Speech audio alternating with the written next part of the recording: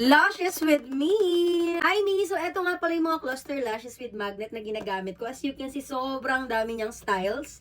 Pero meron lang akong isang pair ng top base lash. It because, lahat ng mga cluster lashes with magnet na to is universal dito. So, ibig sabihin, hindi mo na kailangan pa mag-purchase ng another complete set na may kasamang top base lash. Kasi, kahit isa lang nito, tapos, cluster magnet refill na lang yung bilhin mo, magagamit mo na siyang lahat. So, ipapakita ko sa inyo kung paano ko siya napagpapalit-palit. Okay, mag-start muna tayo dito kay Anime Style. As you can see, sobrang iiksi niya lang.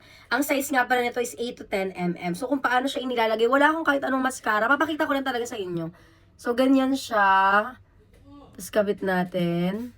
So, yan. As you can see, very natural effect lang talaga siya. Eto, kapag marami ka ng ganito, pwede mo na siyang ipag-rumble-rumble. For example, gusto ko naman siyang gawing mix. Yung pinakagitna, i-slide ko, tatanggalin ko siya, tapos ang kukuhanin ko naman is etong gitna naman na to. Kaano siya kagandang i-mix? Ayan siya.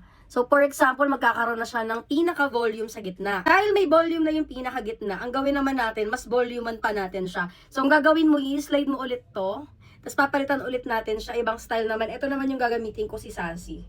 Yung pinaka-dulo, which is yung pinaka-mahaba namin na parang natural looking lang din. So, ang gagawin mo, hawakan mo lang ulit siya. Pwede mo siyang gawin with applicator, pero ako kasi ginaganito ko na lang. Yan. So, kung makikita mo, mix size na silang lahat. Ito yung look sa akin ni Anime, 8mm, Milky, 12mm, and Sassy, 14mm. So, kung makikita mo, lahat sila, cluster magnet refill lang yan. Pero yung kinakalabasan niya, ang ganda. Tapos, super nice lang din niya. Kasi kapag ka pumikit ka, kung makikita mo, ayan siya oh, parang wala lang din talagang inilagay. Alam mo yun, yung parang hindi siya halata na may magnet pala. Para lang din siyang cluster lashes na inilalagay natin underneath. Kasi nga, sobrang seamless niyan tignan. Ayan siya oh. 'Di ba kung makikita mo, ayan yung mga magnet niya, ayan, kung mapapansin mo, may pinaka-dark part, pero hindi siya masyadong kita. So, another, budol na naman!